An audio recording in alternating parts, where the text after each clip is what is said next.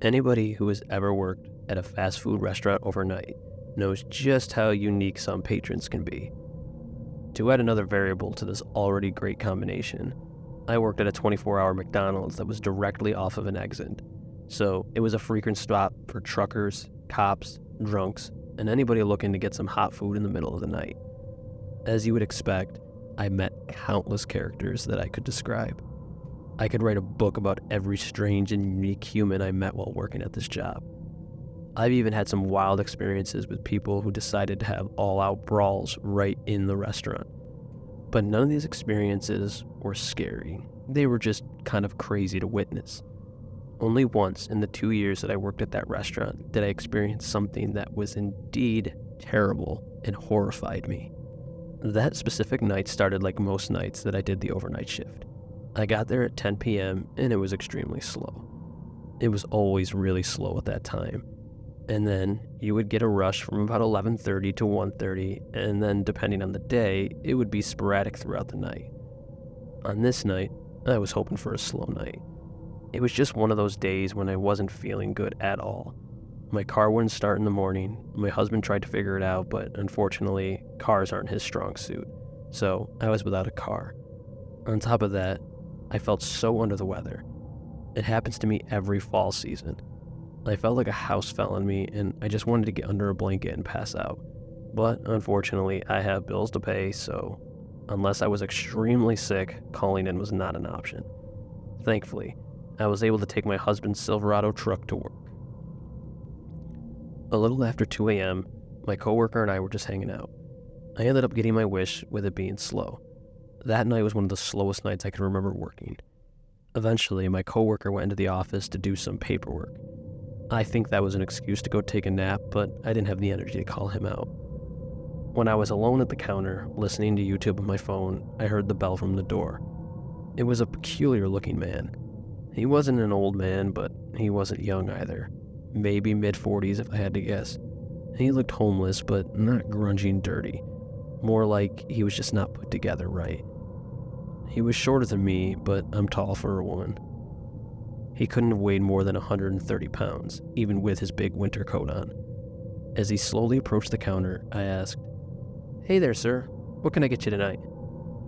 The man just looked at me and smiled. I wish I could have a picture of that moment. The look he was giving me made me so unsettled.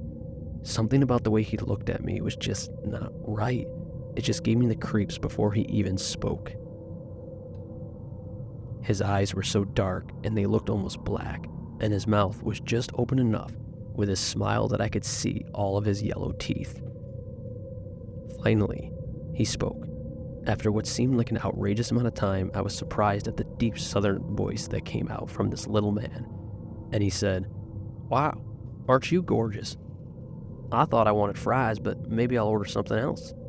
Yeah, so I know that's weird and creepy, but working this graveyard shift at a restaurant that gets a lot of customers who are under the influence, I'm used to weird attempts at flirting. So I just smiled and said very politely, "Okay, sir, well, when you know what you want, just let me know." The man now grinned from ear to ear, flashing his full set of yellow and gray teeth. He set his hands on the counter, and all I could see were his long and dirty fingernails. Trying not to look visibly disgusted, he spoke up again and said, "Forget the fries. What time are you out?" Usually something like this, I would just smile and say that I'm married and move on with my life. But I don't know if it was because I didn't feel good or maybe because this guy gave me the creeps from the start, but instead, in an annoyed and an aggressive voice, I responded with, "If you don't want to order any food, you can just leave."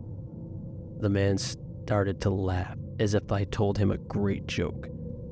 Before I said or did something that I would regret, I turned around and started knocking on the office door. When my coworker opened the door, he could tell I was visibly shaken. I told him about the creepy guy who was clearly in sight, and he smirked because he knew right away what I was dealing with. He told me to go take a break and that he would take care of the guy. Without even thinking or looking back, I grabbed my coat and went outside and sat in my husband's truck for 15 minutes. I listened to some music and just tried to forget about the creep. After my break, I had almost completely forgotten about the creep until right before I went back inside, and I noticed him wandering on the far side of the parking lot with a to-go bag in his hands. I was relieved that my coworker was able to get rid of him, and I decided to wait in the truck for another 5 minutes, just in case. I didn't want this creep to see what vehicle mine was anyway. When I finally got back inside, my coworker looked a little freaked out. I asked him how the interaction with the freak went, and his answer really freaked me out. He said in a tentative voice, "I don't know if I want to tell you." I started to jokingly hit his arm, and I told him to tell me, to which he complied, and he said, "That guy was crazy. When I came out to take his order, he just kept saying, 'Where was the girl? Where did the girl go?' So I told him he went home for the night, and he started to lose his mind, screaming and swearing. I ended up giving him a free medium fry just to shut him up and get him out of here. Then he turned around as he was walking out, and he said, 'Tell Monica I said goodbye, and I'll see her soon.'" This little story almost made me faint, mainly because I don't wear a name tag at this job. I had no earthly idea how this man knew my name. For the remainder of the shift, I couldn't focus. I just kept looking over at the door, expecting this man to stumble back in, but thankfully, he never did. Close to 4:30 in the morning, I asked if I could leave early. He knew I wasn't feeling well, and with this creepy guy in my mind, he knew I just needed to get away. Just to make my night more enjoyable, as I was leaving, it started to snow, and it was the first truly hard snowfall of the season, even though fall basically just started. I was thankful to have my husband's truck once again, and I figured if I just took it slow, I'd be safe. I couldn't have been more wrong. Only about a half a mile from work, I ended up driving into a ditch because I couldn't see the road from the snow falling. I was all right, and it didn't seem to do too much damage, but I couldn't get myself out of the ditch. I called the police dispatch, and surprisingly, the cops were there in about a minute. I got out of the truck to greet the cop, and that's when it happened. From the bed of the truck, the man from the restaurant jumped out and started to run full speed into the night. I screamed and then was at a loss of words. The cop didn't know what to do and started to yell at me to tell him what was going on. I finally told him, and he radioed some of the other cops, but they never caught him. We eventually went back to the restaurant, and I gave the police my entire story. They looked at the cameras, but it wasn't enough to catch the guy. The worst part was watching the video of the guy getting into the bed of my truck. It was no more than 10 minutes after my break. He came storming back into the parking lot with the food bag still in his hands. He looked around for a few minutes, tried the door to the truck, and when it was locked, he just jumped back into the truck. I'm so lucky I drove into a ditch that night, because if I hadn't, who knows what would have happened to me. The bag was left in the back of the truck with the fries still in it. This guy never even wanted the food. He knew my name from the start, he knew when I worked, and he knew the vehicle I would have. This happened several years ago, and I'm still not quite ready to work overnights again. Always lock your car doors, and please be careful. Some people really are monsters. In my mid-20s, I was trying to figure out a lot of aspects of my life, and I was trying to get my future in order. I was never objectively a bad person, but somehow I always seemed to fall through the cracks. I finished near the bottom of my class with my GPA. I never went to college, and I experimented with some extracurricular things, you could say. Some things that are probably illegal. I was never in trouble, but I also never brought anything of substance to my life. I was about a month away from my 26th birthday when I met Janelle, and that's when I decided it was time to use my brain and become a decent member of society, instead of just another burnout. Due to my disturbing resume, or lack thereof at this point in my life, I was finding it very hard to find a job. Even jobs you may think anybody can get, I wouldn't even get a call back. Even if I went out of my way to reach back out to them to follow up on an application, I would still never have my call returned. It hit me hard. Just as I was about to give up, just like I always did, Janelle found me an amazing job. Not glamorous by any means, but for someone like me, it was amazing. The job was for an overnight warehouse worker. I would work from 9 until 6:30 in the morning, loading up pallets with boxes. Though the main premise sounds simple enough, and it was, physically the job was tough. We never had enough help, and it was extremely hard to keep help once we would get the workers in the door. I found myself a lot of the time working alone until finally the company downsized. We started working until 4:30 in the morning instead of 6:30, and the little help that we did have was spread thin. When I was working, I would put headphones on and just get into the zone. I didn't bother talking to anybody or even getting to know anyone because chances are I wouldn't be seeing them in a week or two. And honestly, talking just distracted me, and I was all about getting my job done. One night, I was nearing the end of my shift. I noticed a smaller looking man standing about 5 feet away from me. I didn't say anything at first because I figured it was just a new employee watching how I did things. When I finished, I took out my headphones and asked the guy if he needed anything, and he responded, "Yeah, man, I hate to ask, but I was wondering if I could get a ride home." I found it weird considering I had no idea who this guy was and didn't even recognize his face as one of the workers. Being the kind guy that I am, I told him that I would for some gas money. He responded almost nervously and said, Yeah, man, of course I got you." I told the guy to give me a few minutes to grab my things and punch out of my shift and then meet me outside. He nodded and agreed. I felt weird about the situation, but I've been in his shoes before, I kept telling myself.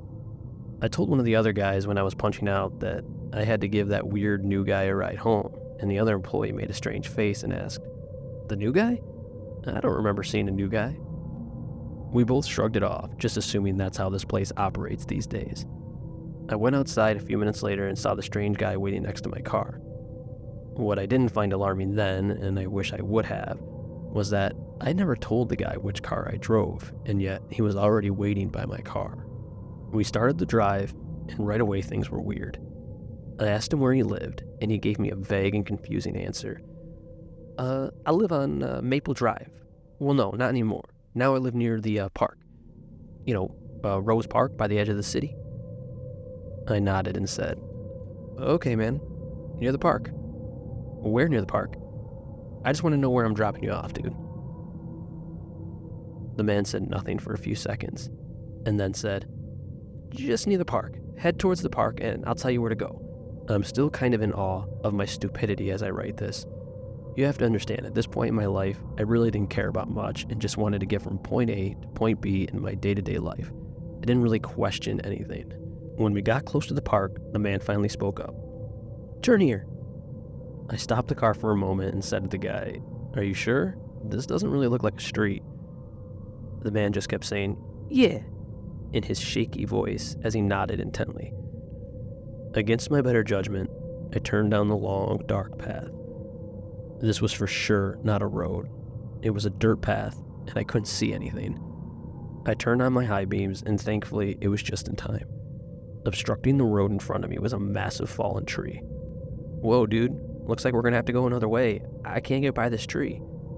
The man didn't say anything. I looked over at him, and his hands were now in his hoodie pocket. While I was looking at him, he said, "Get out of the car now." He kept moving his hands inside of his sweatshirt, as if he was trying to grab something he had concealed underneath. And when I looked up out of the windshield, I saw 2 more masked men come from the side of the fallen tree. My heart was racing out of my chest at this point. I didn't know if I was going to get robbed or worse. The man in my car then screamed at the top of his lungs and said, "Get out now!" I slowly started to open the car door and noticed another 2 men behind my car, also wearing masks. When my door was open, I started to step out, and I noticed the man in my car start to get out of the vehicle as well. That's when I made the single most daring decision of my life. As I noticed him clearly outside of the car, I got back into the driver's seat and reversed as fast as I could. Thankfully, he never ordered me to shut the car off, so the car was running this entire time. I may have bumped into one of the potential robbers, or maybe it was a big tree branch. I wasn't sure in the heat of the moment. When I got to the end of the dark path and was putting my car into drive so I could peel off, I looked back one last time and saw all 5 men running after my car. They all appeared to be holding something in their hands, but I didn't bother to find out what they were carrying. I didn't alert the police for some reason. When I got home, I was just so tense and anxious, I just needed to lie down. I called my managers the next day and told them about the incident, to which they replied, "We didn't hire anybody new in the last couple of weeks." I felt sick after hearing that. We looked at the cameras and saw this man basically come out of the shadows when I parked my car for the night shift. He waited by my car for several hours and then went inside. Nobody said anything to this strange guy because Help was spread so thin, basically nobody even noticed him. He was watching me finish my shift for about an hour when he finally approached me. My manager said that they contacted the police, but I was never questioned, which I found suspicious, leading me to believe that they never actually reported it. To this day, I've never reported it, and honestly, it was so long ago at this point, I'm sure nothing could be done. I only worked there for another month or so after the incident, and I never saw the strange man again. The only good that came from this horrible event was that the company started locking the doors for these overnight shifts, which you may think is obvious, but you'd be surprised at just how relaxed certain businesses are when the managers aren't around. My advice to anybody who reads this: be careful. If something feels weird, chances are you're probably right. When my wife was pregnant with our first child, I found myself picking up the overnight shift at a gas station that was close to home for some extra pay. The gas station was unique. It was one of those full market gas stations nestled in a pretty upscale part of the town. Many stories revolve around the 24-hour setups that are dimly lit and eerie, but this wasn't the case here. It was a comfortable environment to work in. Usually, it would get slow after 11 o'clock, and I would spend most of the night just shifting through YouTube or Netflix on my phone, chatting with my pregnant wife, or stocking the shelves occasionally. We didn't see many overnight truck drivers coming in for coffee or snacks, as we were quite a distance away from the highway. It was an easy job, particularly crucial given my wife's pregnancy, and the pay was good. One night, early in my shift, a tall man came in. I greeted him warmly from behind the counter. "Hello there, how's it going this evening?" But he ignored me and headed straight into the restroom. Given the urgent nature of some needs, I didn't really find that behavior all too alarming. Almost 20 minutes passed, and he hadn't emerged from the restroom yet. I was becoming slightly concerned and contemplated knocking on the door to check on him. As I started to move towards the restroom, he finally came out. I got a good look at him. Average looking, clean cut with a tan complexion and neatly combed, short gray hair. He looked younger than his hair color suggested, probably not over 40 years old. He wore jeans, a flannel, and worn-out work boots. He seemed like a typical blue-collar worker who had stopped in for a quick bathroom break. Without uttering a word, he walked past me again and headed outside. I noticed he didn't get into a vehicle. Instead, he seemed to walk off towards the side of the building. That's when I realized there was no vehicle. The man must have been on foot. It seemed a little weird and unsettling, but I didn't dwell on it for too long. Being on the late night shift, I'd encountered a fair share of eccentric individuals. As the night wore on, I ended up calling my wife and we chatted, just to pass the time. About an hour later, the door opened and surprisingly, it was the same man. This time, I didn't greet him, thinking he might not understand English. This theory quickly was disproven when he approached the counter, asking politely with a smirk, "Hello, sir.